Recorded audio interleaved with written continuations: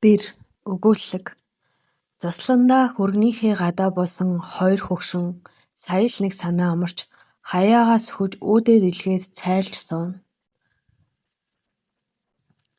Хаваржаанаасаа сэлгэж цуслан буухад хөгшин гэлтгүй би сэтгэл хөнгөрч цаанаа л нэг сайхан. Буяа даахгүй шахуу айхилж ядаж байсан эмгэн бүр сэрэгчгсэн шаламгай наргагүй нааш цаашгүйхэн алс хол сурхаар явсан хүүн ирэх тухай охиныхоо хэлсэн үгэнд баярлаж хөөрснийх бизээ. Үрээ сансан эхийн сэтгэл ямар билээ өвцөн байсан ч өндөөж босдгон зөвхөн их хүнд л байдаг чанар ажээ. Хүүргэн хүү малтаа явчихсан охин хоёр зээгэн дагуулад хідэн өхрөө услах гээд худаг руу явжээ. 5-6 настай хоёр зээн жижигхэн шилбүүр бяцхан гартаа атгачаад худаг руу дайрах өөрсдөөсөө хавьгүй том өхөрнүүдээ эмх зэгцэнд нь оруулж дөнгөдөг нь бас л хөөрхөн тустай. Жижигхэн явган ширээн дээр өрсөн ааруул өрөн борцогноос аягандаа хийж цайлах зураа эмгэн. Хөгшөн хүү маань тэгээд ганцаараа ирэх юм уу? Цаад хүргэн чинь юу гэж байна? Нэг охинтой ирнэ гэсэн. Танайд шинэ бэр чинь ирэхэндээ. Та хоёр минь гэлайхан тэртээ гээд өөрөө ч их баяртай байна билээ. За ашгүйтэй. Миний сайхан хүү. Их өндөр болсон байх та. 3 жил барааг нь харсангүй ивээ өрмөн гэж нулимсаа шудруу. Юундаа нус нулимс болчих уу? Болчихвоо. Цай хоолоо сайн бэлдээ сууж бай. Ямархуу бүсгүй дагуулж ирэх юм бол доо. Их л эрдэм намтай улс дуулсан. Эцэг их нь эрдэмтэн доктор гэсэн шүү. Уг нь нутаг орноосоо таньж мэдэх айлаас бэртээ болсон бол зүгээр байсан юм гээд өгөн гаансаа тог тоншин тамхиа нэрв. Ямар ч бүсгүй байсан яах вэ? Миний хүү сонгосон юм чинь гайгүй л хүн байж таарна. За тэгээд чи энийг их сонжиж гоочлоод байв. Аль болох хайтаахан хэд хонуулчихъя. Удахгүй буцна гээ бидтэй. Харин тэгж байна гинэ. Сургууль соёлоод хөгсч ирээд гэр барьж хорим нараа хийн гэсэн гинлээ. Яаран сууж барина гэхгүй одооны хүүхдүүд ер нь гэрлэхийг яархаа болж. Одоо ч бидний үетэй адилгүй болж дээ. Өвгөн эмгэн 2 охин 1 хөвтэй аж. Том охин хотод бага охин аавтайгаа айлсаж асар тойглон амьдардаг ажээ. Өвгнийг Дашторч гэдэг нутгийнхан доржгой гэж дууддаг. Эхнэр нь Цэвэрлмаа хүмүүс Цэма амиа гэж авгаална. Орсон гарсанд унттай цайтай, зан аал сайтай, өвцөн зовсон тустай өглөх цайхан эмгэнд айл хөршийнхэн ихэд амт сайтай. Чухмал зан сайтынд хүн цуглаж, замаг сайтынд шувуу цугладаг гэдэг шиг орж гарах хүмүүс үл тасарна. Ойр тойрны хүүхдүүд жихэр амттан дурлахаараа Цэма амиа дээр очиж юухан хийхэн хийж өгч атга дүүрэн чихэртэй баяр хөөртэй буцацгаана. Доржгойн ганц хүү гал бодрох дунд сургуулаа онц сайн дүнтэй төгсөөд улсын тэтгэлгээр ас холын оронд суралцахаар яваад энэ удаа түр амархаар ирэх гэж байгаа гин. Том эгчиндээ ганц хоноод л аав ээж рүүгээ унсан нутаг ус руугаа тэмүүлж ирэх гэсэн аргагүй бизээ. Унган нутаг аав ээжээсээ салж үзээгүй хүү санаж сарвайж зүтгэлгүй яах вэ?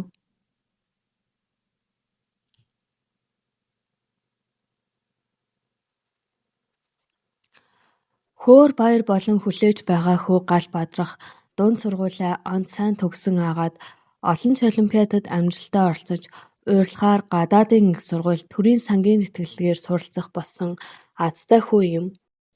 Игэл жирийн малчинд орж 2 сайхан охинтой хүүтэй болохыг хүссэн ч чимээгүй байснаа тэр хойно өвгний 49-ний жил хөгшнийхэн 45-тайд хүү төрж хүслэн биелсэн түүхтэй. Эрдэн шиг ганц хүн аав ээжээ дуурайсан хар багын ажилсаг гэж ихтэйхэн суртлах сайтай их ухаалаг хүүхэд байлаа. Хичээл номдоо шамдахын зэрэгцээ зав чөлөөл гарвал эцэгтэй туслаж байдаг нь ёстой л бурхан өг гэж өгсөн бэлэг гэж аав ээж нь бэлэгшээн. Хуйуул хушуу дэвсэн эрхлүүлдэгч хөө буруу өссөнгүй. Ийхүү амин шүтээ хүн ас хол өөрийн хүчээр явж чадсан бахархаад баршгүй. Галаа хүү том эгч дээрээ хотод жил орчим бэлтгэл суугаад англи хэмээх улсад суралцахаар явах төхөж байлаа. Анх нийслэл хоттоо ирээд тэр их барилга байшин энэ тэндгүй гол шиг урсах машины урсгал Гудамжаар хөөрөх хүмүүсийг хараад маш их гайхаж төөрчөх вэ хэмээн айж твдэж байснаа санахаар уу инээд нь хүрдэг байв. Тэгээд тэр их гүрэн том усад очино гэхээр хаяа болдог ч юм билүү. Аав ээжтэй ч зоргоор очиж чадахгүй гэх бодол хаяа орж ирнэ. Өдөр хоног урсан өнгөрсөөр нэг л мэтгэж явах цаг болчихсон аав ээж ах эгч нараараа өдүүлэн онгоцны буудлын дээр очихын тэр. Хөгшин эцэгхээ хараад учиргүй хөрөвдөж хөргөн ах эгч хоёрыг түшиж байгаа болохоор давгүй дээ гэж сэтгэлээ чангалан инээмсэглэх айдна. Харин аав нь хөглийж чадлаараа сэтгэлээ хатамжлан ээж нь нүдээ байн байн арчиж хол явах хүүд минь муу хэмээн нулимсаа дотогшоо залгиж байлаа. Эцэг их гэдэг үнэхээр агуу хүмүүс ийм л байдаг аж.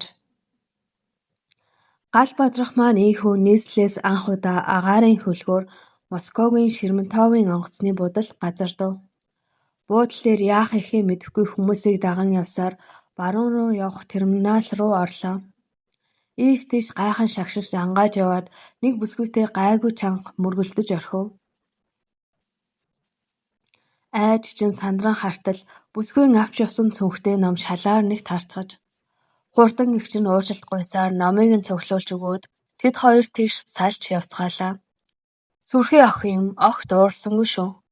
Ийм газар болохоомжтой яваарай.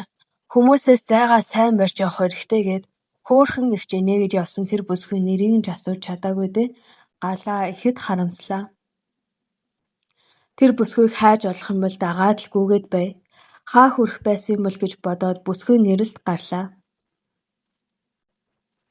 Тэгээд олсон ч юмгүй амралтын олон сандалууд дээр сууж нислэгийн зар сонсоод бүтэн 3 цаг орчим хүлээх нь тодорхой боллоо. Ийш тийш сүлжилдэх хүмүүсийг нэг бүрчлэн харж хөх жинсэн өмд хэлхэгэрдүү цагаан цамцтай, цагаан пүүцтэй, хар өргөвчтэй хүмүүсийг бараг л гүйцээхийн даваан дээр өнөөх бүсгүй гараад ирлээ. Хөө хинэ үгүй бүсгүй гэж сандран хашгирч орхив. Бүсгүй ийш тийш гайхан харснаа галааг харж инээмсэглсээр өөрийгөө зааж би юу гэж байгаа бололтой. Тийм ээ чи гэж доксоор явж очвол үгүй чи нэрээ гэснээ намаа хинээ биш дижидмаа гэдэг. Дээжи гэж дуудаж болно гээд гараа сарвайвал галаа баярлсандаа том гартай бүсгүйн урт нарийнхан хуруутай жижигхэн цагаан гарыг атгаад намайг гал бадрах гэдэг. Би анх удаа гадаад руу явж байна. Хүзөөнийх болохоор үнэндээ их твдэж байна. Та надад тослол сайн байна гэж нэг амсгаагаар хэлээд санаа намраа бололтой атгсан гараа сая л тавив. Бүсгүй ихэд инээж за би тусланаа гарыг минь тавьсанд баярлалаа. Ямар ч хан гатгадаг юм бэ гэж хэлв. Галаа бас л ихэд ичиж зовсондоо чимээгүй байлаа. Бүсгүй түүнээс ингэхэд та хаа хүрэх билээ гэж асуув. Аа тийм би Лондонд орно. Тэгвэл та азтай юм аа. Би бас Лондон руу явж байна. Бүртгэлээ хийлгсэн үү? Үгүй хаана тэрвэ гэхэд за тэгвэл цог явъя гэд тэр хоёр бүртгэлээ хийчгээд хооллох газарт очиж жаал жуулхан юм эдцгээлээ. Ингэж идэж дижидмаа гэлч нарийнхан зэгзгэр битээ давхраагүйч инээ зацруулсан сайхан харцтай хэлбэр сайтай саран хөмцөг шонтгуурдуу хөөрхөн хамар улаахан жимгэр уруултай өөлхийн аргагүй хөгжилтэй сэргэлэн охинтой танилцаж соёлтой болгосон газар олон алдаа гарахаас аврагдаж Лондон хотод очих нь тэрэ. Гал бадрах ер нь л азтай хүү. Бурхан түүнд үргэлж туслах нь сайхан сэтгэлт аав ээжийнх нь ерөөл буйзаа.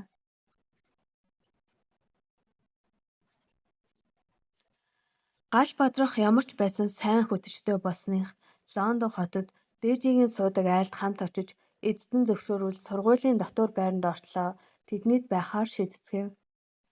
Манан татсан юм уу бороо орох гэж байгаа юм уу? Бүрсгэрдүү тэнгэртэй өндөр байшингуудын дундуур машины хөдөлгөөн гол шиг урсаж хүмүүс ч түүнээс дутуугүй хүлхэлдэнэ. Толгой иргэм ийм их машин хүн үзээгүй болохоор энэ их том хотод дасгал байгаа да. Ийм олон хүмүүс дунд төрчгөл намайг хинч олохгүй дээ гэгчлэн дээжигээсээ салж болохгүй юм шүү гэж бодол болгон явсаар нэг л мэтгэд буух газраа ирсэн байв. Таксинаас ачаагаа аваад нэг төмөр хашааны үүдэнд очиж дээжийн хоолгоны хонх дарлаа. Удалгүй өндөр янхгар биетэй буурал толгойтой саарл нүдтэй өвгөн хаалга нэнгүүтэй. Өө дээжи гэд учиргүй баяртайгаар тэрвэн авч ингэртэй наан хэсэг зогсон. Тэрээр сая л галаа руу том париугар гараа сарвайж Стивен гэж гар бариад орохыг урив. Цэвэрхэн зэгцтэй мод бут маш олон гоёмсог цэцэглэг бүхий цэцэрлэгтэй. Сайхан засан чулуун замаар явсаар 2 давхар хуучны бололтой том биш байшин руу орцгов. Ормогц хүлээж байсан бололтой цав цагаан өстэй цайвар цэнхэр нүдтэй залуудаа сайхан байсан болов уу гэмээр нүдэнд дулаахан эмгэн хайр дүүрэн баяр хөөртэйгээр дээжийг тэрвэрч ингэртэй наасаар зогсох нь нэг сансан бололтой. Эмгэний нүдэнд баярын нулимс мэлтэлсэн жаахан холдуулж харснаа дахиад л тэрв. Дээжий ч уйлж маш сэтгэл хөдлөм уйлсалт болсон. Яг л төрсөн эцэг эхтэйгээ уулзаж байгаа юм шиг бие биенээ ингэж их сансан зэрэг нь энэ гурвын хэр их дотн болохыг харуулж байв. Эмгэн сая л сэхээ авч галаа руу харснаа үрчгэрдөө зөөлгөн халуухан жижигхэн гараа сунгаж намайг Рашле гэдэг чи манай дээжигийн найз уу гэлээ. Галаа инээмсэглэн гал бадрах гэдэг ингээд л хүний нутагт хачин сайхан хоёр хөгшөнтэй уулзаж танилцваа. Стивен өвөө зочдоо хоолож амраах хэрэгтэй. Дээжи одоо явчихгүй ич байгаа штэ гэж хөгшөндөө инээмсэглэн хэллээ. Варвараа гэж эмгэн дуутахад дунд хэрийн насны эмэгтэй яаран гарч ирснээ бидэнтэй мэдлэв. Дээжигийн ачааг аваад өрөөнд нь оруул гэж эмгэн хэлв. Алив би гэд галаа ачаагаа аваад үйлчлүүлэгчийг даган дээшээ шатаар гарч дээжигийн зурагтай өрөөнд оруулж тавиад бууж ирлээ. Галаа тэнд угаалгын өрөө байгаа гар нүрээ сайхан угаачхаад ир гэж дээжи хэлв. Галааг угаалгын өрөөнөөс гарч ирэхэд аль хэдийнэ ширээ дүүрэн хоолонд өвчгсөн хүлээж байлаа. Галаа томоохон гуан зэрцраанч орж үзээгүй болохоор их олон тав гаяг сүртэй харагдана. Бүгд ширээнд сууцгаав. Том тавгны хажууд халбах сэрээ хутганууд тавьжээ. Эхлээд үйлчлүүлэгч шүл тавглаж өгөв. Хол аялж ядарсны хэлхүү өсөж байсан болохоор галаа хурдан хоолохыг хүсч харин тэд яарсан эмгээ хөгшин нэг юм амандаа бутнасны дараа хоолож эхлэв. Галаа нэг мэтгэд тавгаа хоослож орхисон байтал нөгөөдүүлийн тавг дундраач үгүй байхыг хараад учиргүй ичиж дээжи рүү харуул тэр үйлчлэгч рүү дохиж тавгийг дүүргэж өгөв. Галаа хүмүүсийг дуурайн яаралгүй халбагдахыг хараад дээжи нүдээ ирмэв.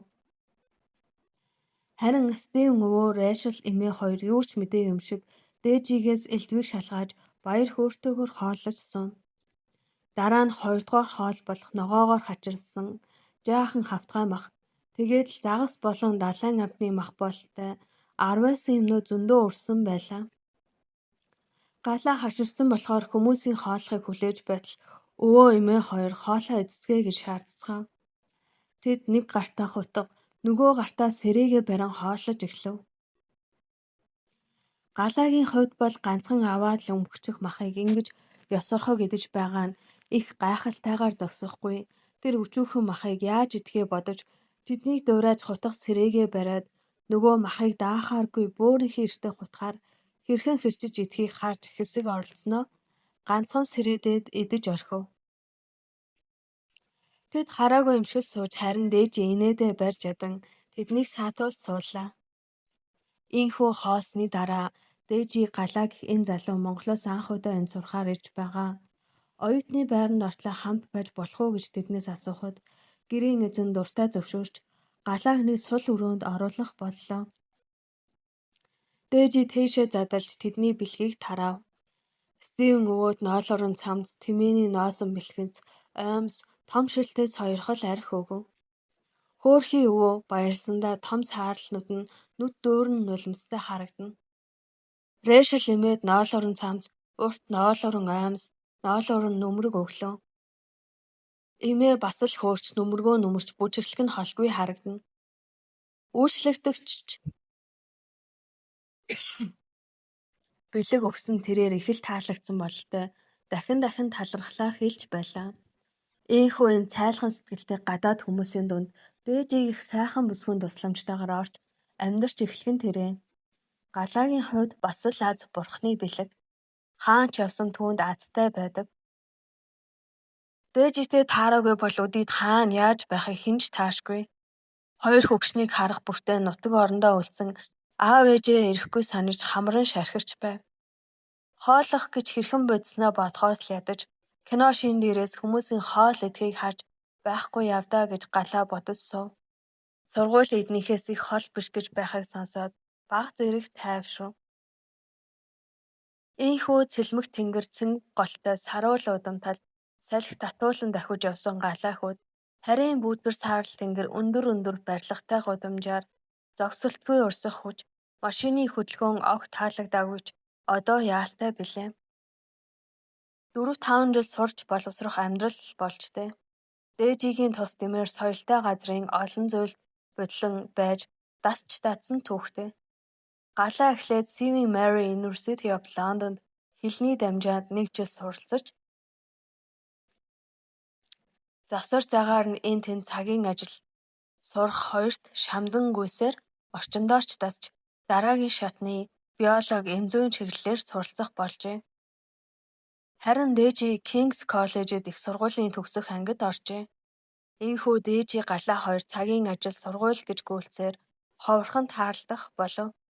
Нэг л мэтгэд хичээл тарж дээжи сургуулаа дүүргээд амралтаараа Монгол руугаа явж галаа ганцаар үлдэх болжээ. Монголдоо амарчхаад эргэж иж магистрт сурах тул галаа горьлох тесээр үлдэв. Дээжи галаа хоёр хин гонигтай байсан ч эргэж ирэх болохоор учиртай гэж сэтгэлээ тайвшруулцгаана. Дээжигийн захиа сургамжинд бүр дарагдаж гүйцсэн ч өөрийнх нь гэсэн сэтгэлд баяртай үлдлээ. Дээжи бүр Стивен өвөө Райшел эмээ үйлчлэгчид хүртэл галааг захиж үлдээсэн гэж. Галаа нэгэн харамч энтхэн хүний бодолд ресепшн үйлчлэгч харуул бараг л бүх ажлыг гүйцэтгэж байлаа. Хаяа арайхийн зав гаргаж хоёр хөгшнөө иргэн. Нөгөө хоёр нь бүр санжигсан хамаг байдгаараа дайлж цайлж цөөхөн ирж байгаад гомдоллож гарна. Ингэж тэгсээр нэг л мэтгэд амрал дуусч дээжи ирчихсэн байлаа. Түүнийг бүгд л санаж хүлээж байв. Дээжиг явснаас хойш Стивен өвөөгийн гэр бүлийнхэн дуушуу муутайхан урьдын амьдралтаа орсон гэхэд болно. Галаа нөгөө зочид буудалтаа ажил ихтэй болохоор хонон унжин ажиллаж арайхийн зав гаргаж хоёр хөгшнөө иргэн. Галааг очиход өнөөх хоёр нь учиргүй санжигсан дайлж цайлаад сүйд болно. Галаагийн хувьд тэгж завгүй ажиллаж дээжийг төрч гэсэн бодохгүй бай сэтгэл санаагаа сатааруулдаг аж. Харин Стивен өвөө хэтэрхий их ажиллаж байна. Хаяа сайн амрах хэрэгтэй гэж хэлдэг. Ер нь өгөн галаад учиргүй сайн. Ёстой эр хүн гэж Райшел эмээ дээжигээ үзэгсэлэнт гүнжмэн гэж төрсөн охин шигээ хайрлана. Энэ хоёр сайхан хөгшний сэтгэл гэж ёстой сүү шиг. Аав ээж шиг нь л хайрлаж бас тэдний хайранд умбаж байгаа нь бас л дээжигийн ач гэж түүнийг уламж их сангалзуулна. Сүүлийн үед галаа дээжи хоёрын харилцаа нэг л ойлгомжгүй. Би биенээсээ хүндэрсэн мэт босныг энэ хоёр хөгшин гайхаж эмзэглэж байдлаа. Энэ байдлыг Стивен эргээр ойлгож бие биедээ сэтгэлтэй болж гэж үтсэн бол эмгэн дээжийг энэ хүү гомдооч хоогүй байгаа гэж бодно. Тэгээд үе хоёр хөгшин хоорондоо чиний галаа миний дээжигээд хөөрхөн маргаан үүсгэн. Хичээл намандаа шандамтгай ажилд хичээнгүй сайхан залуус болох галаа дээжигээр монголчуудыг төлөөлөн ойлгож биширдэг байлаа. Тэр хоёрыг сайхан хос болоосой гэж хөгшөд маань залбирна. Галаа дээжи хоёр урьдынх шиг чөлөөтэй жинхэнэ найзууд шиг явсаар жил гаруйг үджээ. Харин 2 дахь жилдээ тэдний харилцаанд өөрчлөлт гарсан нь тэдний чөлөө цаг багассантай холбоотой байж магадгүй. Төгсөх курсын оюутан дээжи толгой татахгүй хичээл номдоо шамдаж дипломо хамгаалах гэж завгүй. Харин галаа заавал гарвал энэ тэнд цагийн ажилд гүйсээр зөвхөн өглөө оройны хоолн дээр л таардаг болсон аж. Гэхдээ хоолн дээр урдны хөвгчлөлтэй яриа инээд наадам үгүй болж бие биенээ эхэлж харахгүй сэмхэн ажиглацгаах нь хоёр хөгшний хараанаас мултарсангүй. Галаа бие бэлдэр сайтай царайлаг сайхан залууч хайр дурлалтай учирч явсангүй. 10 жил байх нөхдүүд түүнийг шохоорхож гүйлдэг. Тэр ч байтугай хоорондоо мууталцдаг байсныг ч гадарлахгүй инээж хөхрөөд туслах нэг нь туслаад гүйж явдаг хүү байжээ. Галаа өөрт олдох зав чөлөөгөө гэртээ аав ээжтэй л тусалж өнгөрүүлнэ. Учир нь бусад хүүхдийн аав ээжийг бодоход хөгшин хүмүүс болохоор өөр яах билээ. Тэднийгээ л гэж үргэлж санаа тавьдаг ухаантай хүү байсан юм. Анх аз холын сургууль явах болохдоо ч тэднийгээ бодоод болдог ч юм уу гэж бодож байсан. Аз болж аав ээж нь хүрэн ах ич хоёрын хүчинд сайн байгаад сэтгэл нь амарт сургуулаа хурдан төгсөөд ээж аав хоёртой очихыг илүүтэй хүснэ. Харин сүүлийн үед нэг санаа зовоосон зүйл нь дээжитэй холбоотой. Анх учирсан цагаас түүний хүний нутагт хүччин болсон гайхалтай сайхан эмэгтэй, найз бас бүхнийг зааж сургасан багш гэж бодож хайрлаж ач тусыг хариулгасан гэдэг гэж бодож явсан. Гэтэл сүүлийн үед түүнд огт өөр бүр нэг хачин мэдрэмж төрөх болжээ. Өдөр шөнөгүй түүний инээмсэглсэн хөөрхөн царай нүдэнд харагдаж, түүн лүү ойртож тэвэрмээр санагдах болсондоо өөрөөсөө ч ичнэ. Үүнээсээ болоод ээжийг мэдчихвээ гэж айгаад ихцэж харж чадахгүй буруу хэрэг хийсэн хүн шиг дальдчихна. Тэгээд л ажил хичээлээр далимдуулж зүхтана. Гэвч харахыг хүссэн. Хайр дурлал гэгч ийм зовоортойч бас гайхалтай зүйл болохыг зах зухаас нь амсч л яваа аж. Бас нэг ойртохгүй байх шалтгаан нь бол хүний нутагт эцэг шигэн хүмүүстэй уулзуулж сайхан орчинд таатай амьдрах нөхцөлийг бүрдүүлж өгсөн. Соёлтой оронд амьдрах бүхнийг зааж сургасан ачтандаа баярлаж хүндэтгэж явах ёстойгоо умартах эсгүй. Гар бариад бугуй барина гэвчээр хайртай дуртай гэж ирээ цэргүй хэлж болохгүй. Тэгээд сэтгэлдээ тэр битгий хэл нөхөртэй ч юм билүү бүү мэд.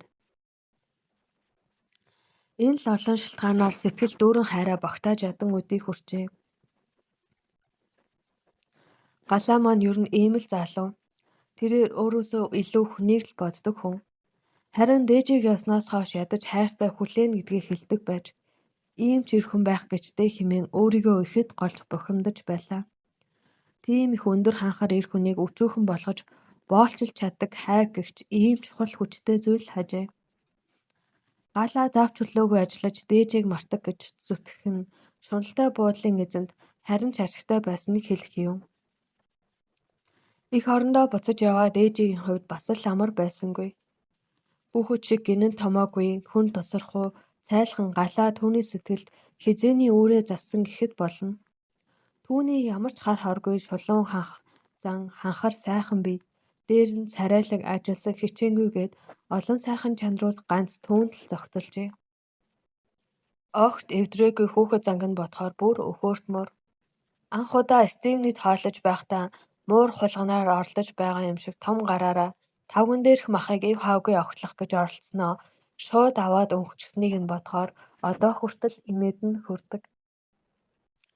Тэгээд хэрэг хийчихсэн хүн шиг над руу харсан бүр өхөөртмөр. Тэр үед би галааг эр хүн гэж хараагүй. Ийм хөрхөн эвдрээгүй том залуу туслах ёстой л гэж бодож байсан. Харин аажмаар зав чөлөө гармагц сэтгэл шургалж орж ирээд байх болсныг нуух аргагүй. Тэр нэгэн өдөр хоёр талаа үзэхээр явсан гэхэд галаагийн би хааг ойроос харахад үнэхээр биширч миний хажууд яах аргагүй хачин сайхан эр хүн байна гэх хачин сайхан мэдрэмж зүрхэм минь урсан орж иж хүчтэй цохилсон. Энэ бодлоосоо ямар их хэцсэн гэвч урд нь би эрэгтэй хүнийг ингэтлээ харж шохоорхож үзээгүй юм байна. Гэвч өөрийн өчүүхэн тусыг ихэд бодож хүн лөө хамаагүй халдаж болохгүй. Нутаг орондоо сэтгэлтэй бүсгүй нь хүлээж байж болно. Ер нь яагаад энэ тухай асууж байгаагүй юм болоо? Бас ч тэр ч надаас асууж байгаагүй юм байна. За би чинь ер нь юу л болоод байна. Галаа сүүлийн үед ажил гээд нэг л зүгтаад байх шиг байсан. Миний бодлыг мэдчихээгүй байгаа гэж бодолдомцаар дээжийн маань нэг л мэдхэд их орондоо буян тухайд газардаж байлаа.